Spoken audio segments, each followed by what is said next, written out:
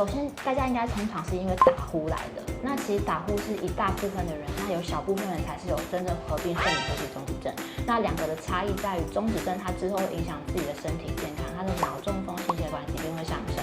但是如果只是单纯的打呼，那影响的是隔壁那个人而已。所以我觉得第一步要先去区别它到底有没有睡眠呼吸中止症。如果有的话，其实要比较积极的介入治疗。那黄金治疗对于呼吸中止症的话，其实是阳压呼吸器。